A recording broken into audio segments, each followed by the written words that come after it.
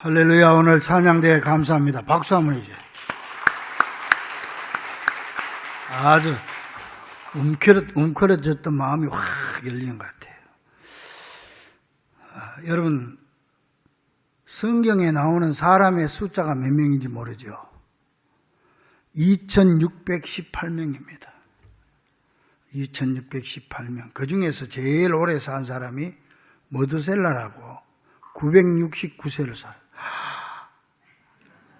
969세를 살았어. 근데 과학자들이 연구를 해보니까 인간의 평균 수명이 969, 창세기 때부터는 오래 살았어요. 성경에도 보면은. 아담은 930세, 아담의 아들 셋은 912세, 그 아들은 에노스는 905세, 이렇게 살았어요. 살았는데 인간들이 죄를 짓고 자꾸 이렇게 하니까 인간의 수명이 자꾸 짧아졌는데 이게 이제 어디까지 짧아져 버렸냐? 창세기 6장 3절에 보니까 그 하나님께서 그들 사람들의 날은 120년이 되리라. 하나님 120년으로 딱 못 박아버렸어요. 그럼 조금 더 살 수도 있고 덜 살 수도 있지만 어쨌든 기준이 한계 연령이 120으로 살았는데 하나님이 그렇게 정했었고 그렇게 정한 다음에 노아의 홍수가 바로 나게 되고 이렇게 됩니다. 이번에 과학자들이 연구를 했는데요. 독일의 C.W. 베란트라고 하는 박사가 척추 동물에서 그 반륙기의 수명을 연구했는데 이 척추 동물은 내 반륙기, 성장기 말이죠. 성장기의 6배를 산다. 이런 논문을 발표했는데 아주 세계적으로 센세이션을 일으켰어요. 6배를 산다. 예를 들면 이렇습니다. 코끼리가 완전히 성숙하는 데는 25년이 걸린답니다. 그 25 곱하기 6 하니까 코끼리 수명은 150세다. 말은 성숙하는데 5년 걸리니까 5, 6이 6배라 5, 6이 30은 말의 수명은 30년. 또 낙타 같은 경우는 성숙기가 4년이니까 거기다가 6을 곱하면 6배를 곱하니까 낙타의 평균 수명은 24년. 그렇게 과학자가 발견해냈습니다. 자, 그럼 사람은 어떻게 돼? 사람은 성숙하는데 완전 성장기가 20세랍니다. 그러니까 20살 넘은 사람은 다 이제 늙어가는 줄 알면 돼. 그런데 20 곱하기 6 하니까 2, 6, 22. 그래서 120년. 이 과학적으로 그렇게 증명을 하고 있습니다. 그러니까 여러분들 건강 관리만 잘하면 120세까지는 산다는 거예요. 늙었다고 그게 노장 티 내지 마시고 아직 젊었어요. 권사님 지금 몇 살이야? 80이야? 아직 멀어서 40년 더 살아요. 힘내서 120세까지 사시기를 바랍니다. 아멘 해도 괜찮아요. 미안하니까 못하지. 괜찮습니다.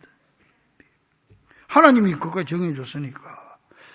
일본에서요, 제일 오래 산 사람이 이점이라고 하는 사람이 있는데요. 이 사람이 얼마나 오래 살았냐? 123세 237일을 살았어. 그 124세쯤 산 거지.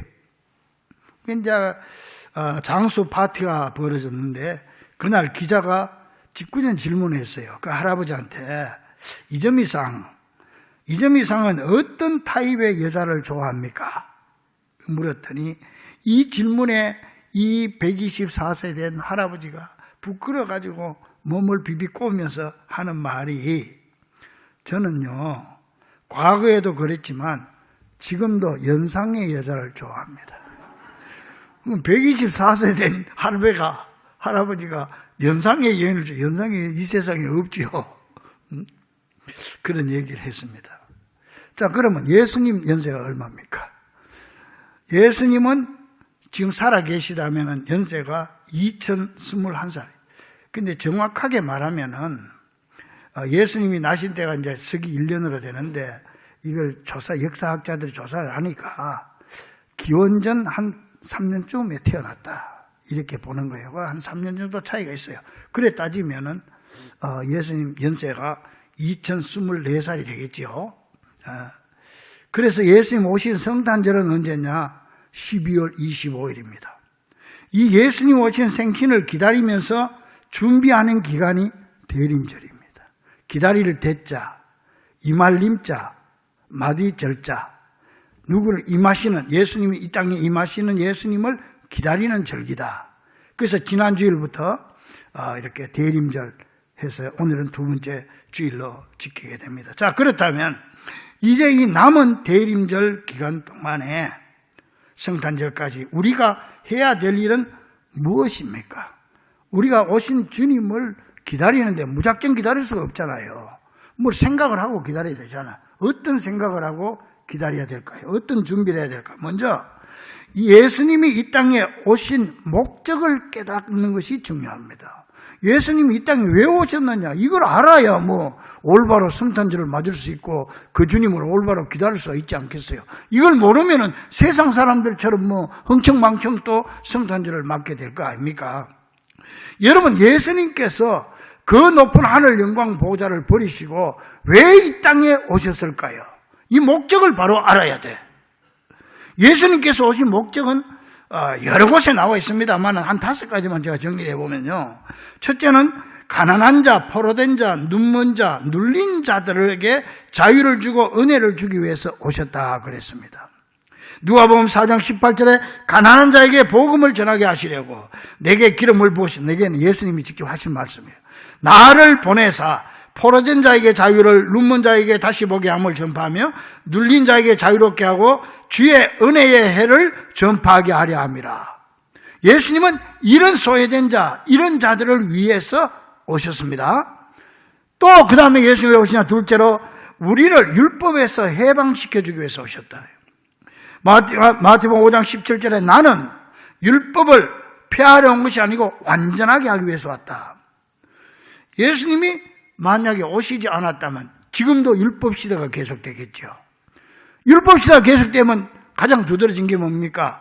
오늘 또 안수 집사들은 일찍 와가지고 저 밑에서 성도들이 소나 양 한 마리 끌고 오면은 그거 받아가지고 등록시키고 교회 마당에서는 우리 장로님들은 소 잡는다고 난리가 날 거예요. 피 비린내가 나고 소 잡고, 그래서 그 피를 가지고 갖다 주면 내가 이 강단에서 제사를 드릴 거예요. 이게 구약의 제사거든. 근데 구약 시대에 소를 잡고 양을 잡은 건 뭐냐? 소나 양은 바로 예수님을 예표하는 거예요.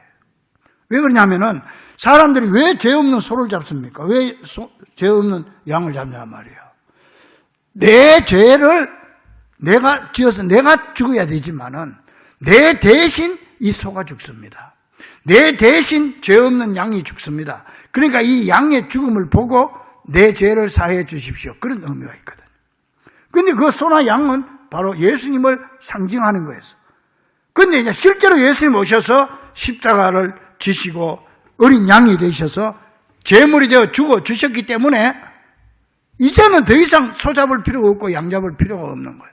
그래서 우리는 모든 교회에서 이름은 예수 이름으로 하면 소 잡는 거, 양 잡는 거 될 줄로 믿습니다. 여러분, 그래서 기도할 때마다 반드시 해야 되는 게 마지막에 누구 이름으로? 예수님 이름으로 기도합니다. 그래서 그 얘기를 하는 거예요. 예수님이 소나 양처럼 제물이 되어 주셔서 나 대신 죽었음을 믿습니다. 그 피로 죄사함 받은 것처럼 예수님의 이름으로, 예수님의 십자가에서 흘리신 그 보혈로 죄사함 받기를 원하고 내 기도를 하나님 들어주세요. 그런 의미예요. 자, 셋째로 예수님 왜 이 땅에 오셨냐? 죄인들을 부르기 위해서 오셨습니다. 마태복음 9장 12절 13절 건강한 자에게는 의사가 쓸데없고 병든 자에게라야 쓸데있느니라 그러시면서 나는 의인을 부르러 온 게 아니고 죄인을 부르러 왔다. 세상에 많은 사람들은, 위인들은 의인을 부르지만은 우리 예수님은 죄인들을 부르러 오셨다.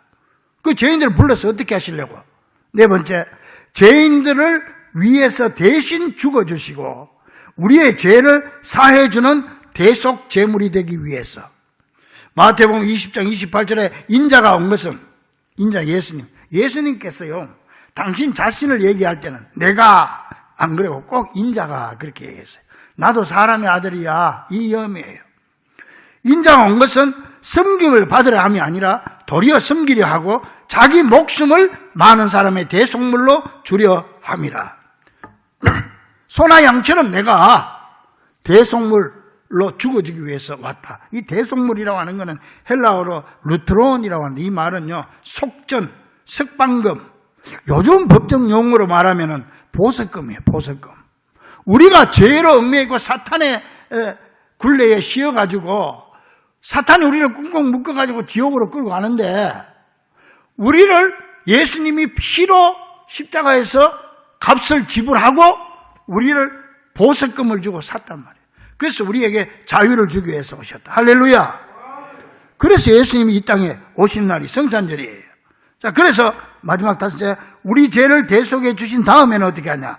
우리에게 더욱 풍성한 복과 생명을 주기 위해서 이 땅에 오셨다. 요한복음 10장 10절에 내가 온 것은 양으로 생명을 얻게 하고, 양이 우리가 양이에요. 예수님 목자고. 그 더 풍성히 얻게 하려는 것이라. 여러분, 이 모든 말씀들을 딱 한마디로 요약을 하면 오늘 본문 말씀이에요. 우리 여러분 다 외우는 구절이니까 한번 외워봅시다. 하나님이 시작. 하나님이 세상을 이처럼 사랑하사 독생자를 주셨으니 누구든지 이는 그를 믿는 자마다 멸망하지 않고 영생을 얻게 하려 하시며. 할렐루야. 요 말씀이 바로 제가 지금까지 말한 것의 요약입니다.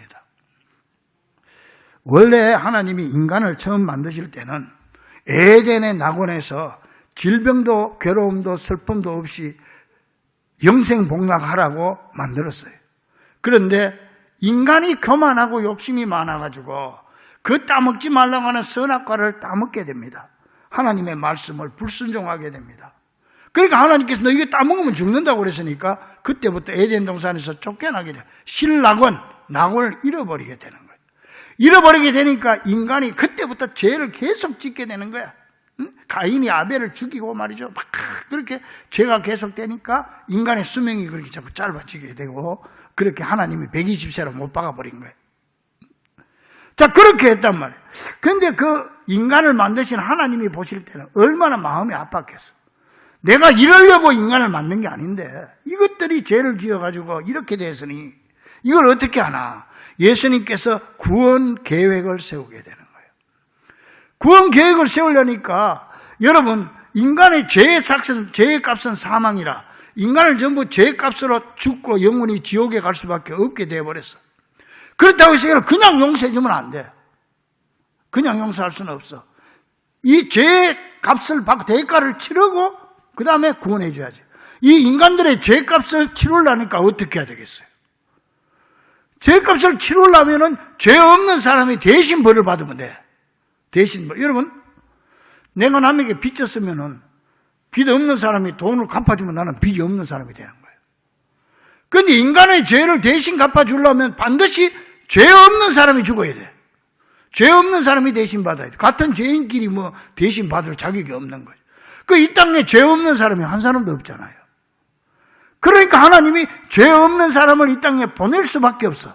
한 사람을. 그러니 이 땅에 사는 많은 사람들은 부정모혈로 남자와 여자 사이에서 태어난 사람은 갓난 어린애라도 다 죄가 있는 거야. 원죄가 있다. 죄의 속성을 타고난단 말이야. 그러니까 이 세상에는 죄 없는 사람이 아무도 없어. 그래서 예수님께서 하나님이 죄 없는 사람을 예수님을 보내는데 예수님은 처녀의 몸에서 태어나게 하는 거예요. 성령으로 잉태해서. 그게 예수님이 처녀의 몸에서 태어나야 되는 이유가 바로 거기 있는 거예요. 그래야 원죄가 없는 거예요, 원죄가. 그리고 이 땅에서 사는 동안 예수님은 죄를 한 번도 짓지 않았어. 죄 없으신 분이 우리 인류의 모든 죄를 대신 짊어지고 십자가에서 돌아가셨어. 할렐루야. 그래서 우리가 여기 십자가를 세워놓은 거예요. 이걸 보면서 예수님이 나 대신 저 십자가 지시고 돌아가셔서 그 피로 보석금을 주고 나를 해방시켜줬구나. 나를 살려줬구나. 그렇게 생각을 하는 겁니다. 그래서 복락은 시켜준 거죠. 이게 하나님의 구원 계획이야. 이 계획을 이룬 것이 바로 대림절 준비고 성탄절입니다. 자, 그렇다면 이런 기간, 이 대림절 기간 동안에 우리는 이런 귀한 목적으로 이 땅에 오신 예수님을 기억하면서 금년 성탄절을 맞아야 되는데 이런 목적으로 오신 주님을 기억해야 돼. 근데요, 여기 보니까 본문에 보니까 하나님이 세상을 이처럼 사랑하사 독생자를 주셨다. 그 말이에요. 그런데 그러면 구체적으로 하나님이 세상을 이처럼 사랑했다. 세상이 누구냐 말이에요. 세상이라고, 이 세상이라고 하는 것은 바로 나를 가리키는 거예요. 여기 최 목사, 나를 위해서 예수님께서 나를 사랑하사 하나님이 독생자 예수님을 보내주셨다. 믿습니까? 나를 위해서, 최 목사, 나를 위해서. 나는 나고 여러분은 여러분입니다. 저 한국 초대교회에 일화에 나오는 얘기인데, 시어머니가 예수를 믿었는데, 연세 많은 시어머니가 세례를 받아야 되는데, 세례 받으면 문답을 하잖아. 문답 공부를 하니까 뭐 되나. 그러니까 며느리한테, 야야, 내가 뭐라고 했으면 좋겠노? 하니까, 어머님, 아무 걱정 안 해. 딴 것 생각할 거 없고, 예수님이 누구 위해서 죽었나 하면, 나 때문에 죽었다고. 그 얘기만 하면 됩니다. 그때 알았다. 그래가지고, 문답을 하는데, 장로님들 쭉 앉아있고 목상하는데, 예수님이 누구를 위해 죽었으면, 그 질문이 나오는 거야. 옳다? 그래서 할머니 차려야 되니까, 우리 며느리 때문에 죽었습니다. 며느리 때문에 죽은 게 아니고, 자기 때문에 죽은 거예요. 최 목사 때문에 죽은 게 아니고, 자기 때문에 죽은 거예요. 그래서 예수님이, 하나님이 세상을 이처럼 사랑했다는 바로 나를 사랑했다. 그러니까 예수님이 하늘 영광 보좌를 버리고 이 세상에 오신 것은 다른 사람이 아닌 바로 나를 위해서 오셨다는 사실을 기억하는 것이 중요한 겁니다. 그런데 도무지 실감이 나지 않는 게, 그 귀하고 귀하신 하나님의 아들 예수님이 정말 나 같은 것을 위해서 오셨나 하는 거예요. 내가 뭐 볼 게 있다고, 내가 뭐 그럴 가치가 있다고. 그것도 오신 뿐만 아니라 내 죄를 대신 덮어쓰고 대신 십자가에 달려 죽기 위해서 오셨을까? 내한테 뭘 바랄 게 있어서 그렇게 하셨을까? 이런 의문이 생기죠. 여기에 대한 한마디로 오늘 본문에 하나님이 세상을 이처럼 사랑하사, 이처럼 사랑했다. 여러분, 그 이유는 뭐냐? 오직 한 가지입니다. 사랑. 우리를 사랑했기 때문에. 믿습니까? 사랑 안 합니다. 다른 건 하나도 없습니다. 우리를 그냥 사랑하기 때문에. 사랑했다. 이처럼 사랑했다고 그랬어요. 이처럼. 이 말은 헬라어로 후로스라고 하는데, 이 말은요, 이처럼이라고 하면 이렇게 사랑했다. 다음과 같이 사랑했다. 어떻게 사랑했냐? 독생 아들과 나를 바꿀 만큼 사랑하셨다. 여기서 사랑하사 하는 말은 아무런 조건 없이, 아무런 이유도 없이 그냥 사랑하신 사랑. 이 세상에서 나 하나만을 사랑하는 것처럼 사랑하시는 그 사랑 때문에. 믿습니까? 하나님이 왜 이렇게 나를 사랑해 주신지 모르겠어. 나도 모르겠어요. 그러나 사랑하시는 것만은 분명해. 나 이거 나중에 천당 가면 예수님한테 물어보려고 그래. 그러므로 여러분, 이 대림절 기간에 우리가 할 일은 이 놀라운 하나님의 무조건적인 사랑을 단순하게 따지지도 말고 묻지도 말고 그냥 믿음으로 감사함으로 받아들이는 귀한 성도들이 되기를 주의 이름으로 간절히 축원합니다. 그냥 받아들이세요. 하나님이 나를 사랑했다는데 그만큼 그냥 받아들이면 돼. 자, 그렇다면 이 놀라운 사랑을 받은 나는 나를 위한 성탄절을 준비하는 이 대림절 기간 동안 나는 그럼 뭘 해야 될까요? 무엇보다 먼저 그 사랑을 받아들이고 믿음으로, 그리고 주님 품에 안기는 기간이 대림절이 돼야 됩니다. 우리가 할 일은 사랑을 받아들이고 주님 품에 안기면 됩니다. 그냥 안기기만 하면 됩니다. 우리 주님은요, 우리를 품어주시기 위해서 이 땅에 오셨습니다. 이 땅을 심판하려 함이 아니라 우리를 구원해주기 위해서, 우리를 품어주기 위해서 오셨습니다. 그래서요, 예수님 오시기 700년 전에 이미 주님이 말씀하셨어요. 하나님이 이사야 46장 3절에서 5절 보니까 야곱의 집이여 이스라엘 집에 남은 모든 자여 들을지어다 배에서 나무로부터 내게 안겼고 태에서 나무로부터 내게 업힌 너희여. 우리가 태어날 때부터 안겼고 주님 앞에 업혔다 이거야. 너희가 노년이 되기까지 내가 그리 하겠고 백발이 되기까지 내가 너희를 품을 것이라. 내가 낳았은즉 내가 너희를 그리할 것이라. 주님이 나를 지었기 때문에 나를 업을 것이요 나를 품고 구하여 내리라. 너희가 나를 누구와 비기며 누구와 짝하며 누구와 비교해서 서로 같다 하겠느냐. 700년 전에 이미 주님께서는 우리를 품어주겠다고 약속했는데 그렇게 품어주기 위해서 이 땅에 오신 날이 성탄절이지. 믿습니까? 그래 또 이사야 49장 15절 16절에 보니까 여인이 어찌 그 젖먹는 자식을 잊겠으며 자기 배에 태에서 난 아들을 긍휼히 여기지 않겠느냐. 어찌 자식을 버린 부모가 있겠느냐. 그런데요, 혹시 그들이 잊을지라도 부모가 자식을 버릴지라도 나는 너희를 잊지 아니할 것이라. 우리 육신의 부모보다 더 우리를 사랑하다. 왜? 나는 너희 이름을 내 손바닥에 새겼다고 그랬어. 주님의 손바닥에 새겼어. 이권사, 김권사, 김집사, 이집사. 그래서 육신의 부모가 나를 잊을지라도 나는 너를 잊지 아니할 것이라. 할렐루야. 이미 예수님 오시기 700년 전에 주님께서 그렇게 약속을 하셔서 하나님이 그 약속을 이행한 날이 성탄절이지. 그 성탄절을 기다리는 기간이 대림절이지 우리가. 근데 이보다 더 250년 전에, 그러니까 예수님 오시기 950년 전에도 이미 또 그런 말씀이 있어요. 아가서 2장 6절에 그가 왼팔로 내 머리를 고이고 오른팔로 나를 안는구나. 할렐루야. 예수님의 왼팔을 베고 예수님의 오른팔로 나를 안는구나. 그래서 우리가 이 성탄절을 준비할 때 우리는 이 대림절 기간에 나를 안아주시고 품어주시기 위해서 이 땅에 오시는 그 주님을 믿으시고 그 사랑을 믿고 주님 품에 안기는 대림절이 될 수 있기를 간절히 축원합니다. 그래서 오늘 본문에 보니까 하나님이 세상을 누구를? 나를 이처럼 사랑하사, 이처럼 뭐야? 죽을 만큼 대신 죽어줄 만큼 사랑하사 누굴 줬다? 독생자 예수를 주셨으니. 이 사실을 믿으시기를 간절히 축원합니다. 이거 믿는 게 예수 믿는 겁니다. 교회 와서 앉아있다고 예수 믿는 거 아닙니다. 이걸 믿어야 믿는 겁니다. 믿습니까? 제발 믿으십시오. 그리고 내가 마음에 잘 안 믿어지면 내가 나 자신을 보고 우기고 명령하세요. 자, 오른손 들어. 자기 가슴을 때리면서. 믿습니다. 나는 이런 사람이야. 나는 하나님이 이만큼 사랑받는 사람이야. 자기 자신에게 우기고 명령하세요. 이게 사실이니까. 근데 악한 사탄 마귀는 자꾸 그 믿음을 뺏어가려. 야, 네 같은 걸 하나님 뭘 그렇게 사랑했냐? 어떻게 그렇게 사랑할 수 있냐? 자꾸 그런 생각이 들어. 내가 정말로 하나님 나를 사랑하실까? 자기가 자기 자신에게 우기고 명령하세요.